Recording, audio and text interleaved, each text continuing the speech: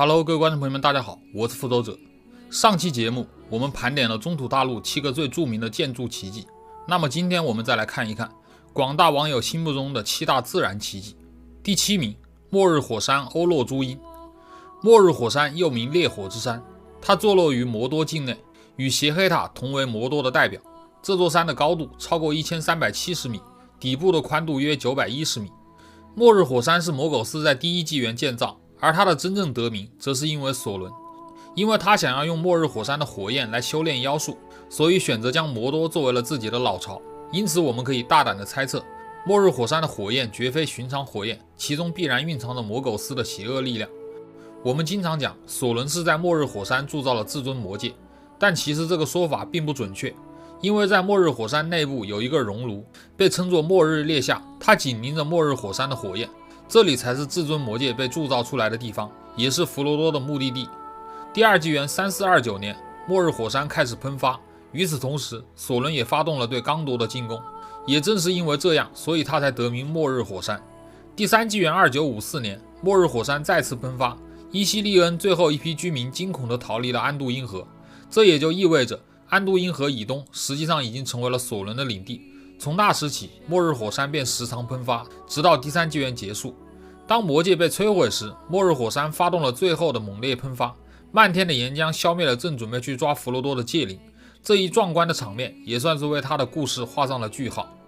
第6名，安杜因河。提起安杜因河，大家应该都不陌生，它发源于灰色山脉和迷雾山脉，自北向南穿越广阔的土地，最终流入大海。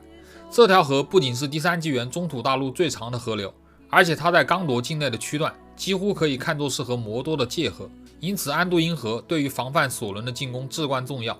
和平年代，安杜因河是贸易和交通的主干道，战争之时，它则是一条天然的屏障，将大河西岸的刚铎和洛汗与大河东岸的敌人隔开。在刚铎建国早期，安杜因河上交通繁忙，船只载着人和货物来往于北方的大荒野和南方的贝尔法拉斯湾之间。随着刚铎的衰落和索伦势力的增长，河上交通冷清了许多，少有船只从南方北下，但安杜因河依然是连接着白城和刚铎南部领地的重要通道。最著名的雕像阿冈纳斯就是修建在安杜因河的两边，还有刚铎的首都欧斯吉利亚斯也是跨河而建，这些都足以体现其重要性。安杜因河有着许多的支流，其中比较有名的要数金鸢尾河，因为此河附近的金鸢尾沼地就是咕噜发现魔戒的地方。而护戒远征队离开黄金森林也是乘船沿安杜因河南下，在这个过程中，正是由于河东岸已经不再安全，所以远征队成员的休息点永远都选择在西岸。到了索伦准备进攻白城时，他们准备通过欧斯吉利亚斯来渡过安杜因河，而当时法拉米尔和波洛米尔就负责这里的守卫。当他们发现无法阻止敌人的进攻之后，两人当机立断摧毁了河上的石桥，以此来延缓敌人进攻的步伐。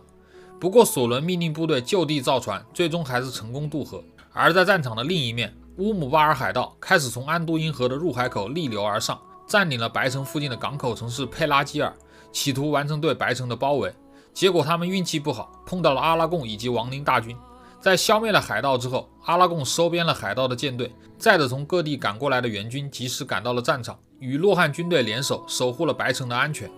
第5名，红角峰卡拉兹拉斯。迷雾山脉是中土大陆最大的山脉，将埃利阿多与努瓦黎安分隔开。而在迷雾山脉的地底深处，有着雄伟的矮人王国卡扎都姆。卡扎都姆的正上方有着3座高耸的山峰，分别叫做云顶峰、银齿峰和红角峰。其中甘道夫在银齿峰的山顶杀死了炎魔，而红角峰则是接下来我们要重点介绍的。红角峰之所以有名，是因为在它的南坡有一处隘口，可以供人们穿越迷雾山脉，此处被称为红角门。红角门海拔很高，还常年受到暴风雪的侵袭，为何人们依然选择将其作为穿越迷雾山脉的通道呢？这是因为在魔戒大战期间，想要穿越迷雾山脉只有3条路可走。第一条路是埃森加德附近的洛汗豁口，这条路线的优点是一路都是平地，比较好走，缺点则是路途比较遥远，花费时间很多，再加上当时萨鲁曼已经公开叛变，所以那里并不太安全，最终远征队放弃了这个方案。那么剩下的方案就只有向上穿越红角门，或者向下穿越莫瑞亚。最初远征队准备走红角门，很快他们就遇到了肆虐的暴风雪，再加上考虑到迷雾山脉已经有不少兽人，他们担心自己的行踪被发现，最终大家选择穿越莫瑞亚，因为甘道夫认为在这里碰到兽人的几率比较小，说不定还能碰到之前已经来到这里的巴林等人。第4名，孤山。孤山之所以有这个名字，是因为它确实是孤零零的一座山，而不是处于某条山脉之上。从高空俯瞰，孤山呈心形，它以山巅为中心，向四周延出6条支脉。孤山高约3500米，山体内富含金属和宝石。当卡扎杜姆的矮人被炎魔赶出来之后，他们迫切的需要找到一个新的居所，于是国王瑟莱因一世就带着一部分族人来到了孤山，在这里建立了山下王国。在这之后，矮人从山里开采出了许多珍贵的矿藏，这其中最引人注目的自然是大山之星阿肯宝钻。伴随着矮人在这里站稳脚跟后，他们在地里建造了庞大的宫殿，其中最深处被称为瑟莱因的厅堂，也就是国王居住的地方。当史矛革占领了孤山之后，他便将这个厅堂当做了自己的藏宝库，将所有的金银财宝都堆在里面，自己则躺在上面睡大觉。既然这间房是修在大山的最深处，那么就存在一个问题，如果敌人已经打进来的话，国王不就无路可逃了吗？所以为了避免国王成为瓮中之鳖这种尴尬的局面发生，矮人在大厅之内修建了一扇逃生的暗门，直接可以通往孤山的西侧。这个暗门也正是梭林等人后来进入孤山的地方。在史矛革被消灭之后，矮人重新夺回了孤山，铁足戴因在这里开始了都灵族的复兴。魔界大战期间，索伦派出大量东夷军队进攻孤山，戴因在保卫家园的战斗中牺牲。不过当索伦已经被击败的消息传来时，来犯的敌军不攻自破，孤山终于获得了长久的和平。第3名，黄金森林罗瑞恩。这里被认为是第3纪元中土大陆最美丽也最富于精灵特色的地方。罗瑞恩最早的一批居民是拒绝翻越迷雾山脉的南多精灵，不过这里开始闻名遐迩，则是多亏了凯兰崔尔和他手上的水之戒。在水之戒的帮助下，黄金森林始终洁净无瑕，生机勃勃，没有邪恶能够入侵。罗瑞恩为何得名黄金森林？是因为在这里生长的一种神奇的树木茂龙。这种树木非常美丽，也非常高大，它拥有着银色的树皮，在春天会绽放出金色的花朵，而树叶则会在秋天变黄，冬天也不会掉落，直到来年春天的到来。当护戒远征队从这里离开时，凯兰崔尔将一棵茂龙树的种子送给了山姆，日后山姆将它种在了夏尔，而那著名的精灵面包兰巴斯也是用茂龙的叶子包裹。伴随着环境越来越好，精灵渐渐都开始来到这里居住，也就逐渐形成了罗瑞恩的都城卡拉斯加拉松。在这个城内有着一株巨大的茂龙树，接近树顶的极高处有一座椭圆形的殿堂绕树而造，这就是领主凯勒伯恩和夫人凯兰崔尔的宫殿。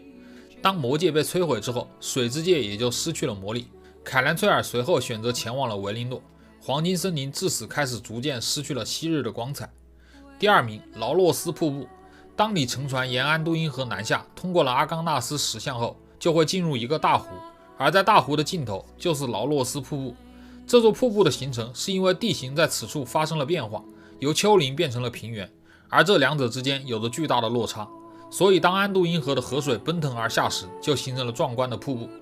正是由于这座瀑布的存在，导致船只航行到这里时都无法直接通行，只能暂时先靠岸，然后从旁边的陆地上走一段阶梯下到瀑布底部，随后再继续前进。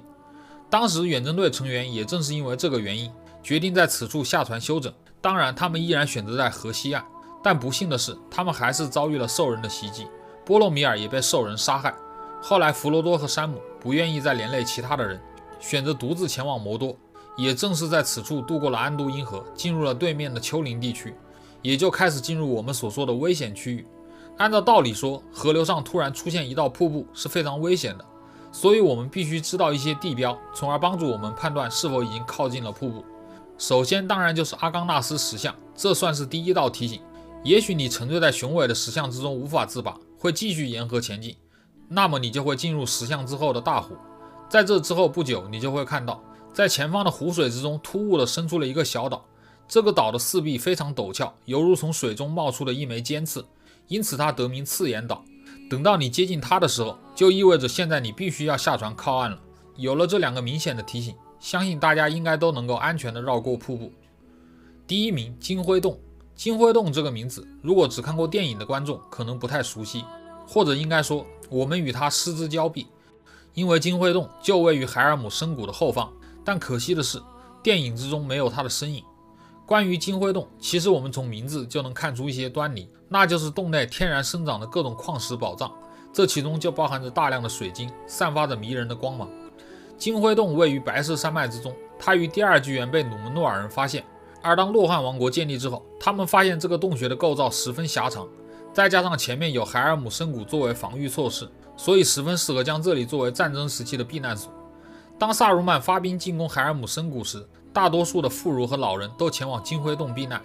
等到城墙被兽人炸开后，洛汗守军渐渐抵挡不住敌人的进攻，也开始转入洞内防守，这其中就包括伊奥梅尔和吉姆利等人。而等到甘道夫的援军赶到时，众人又从洞内杀出，里应外合，彻底消灭了敌人。也正是因为这次进入洞内的经历，让吉姆利对里面的美景流连忘返。在战争结束之后，他先是邀请莱格拉斯进入洞内参观，随后更是直接带了一部分矮人住了进来。至此，吉姆利成为了第一任金辉洞之王。矮人随后在洞内建造了自己的宫殿，这里也就成为了第4纪元一处非常重要的矮人王国。本期视频就到这里，我是复仇者。如果喜欢这个视频的话，麻烦点个关注哟。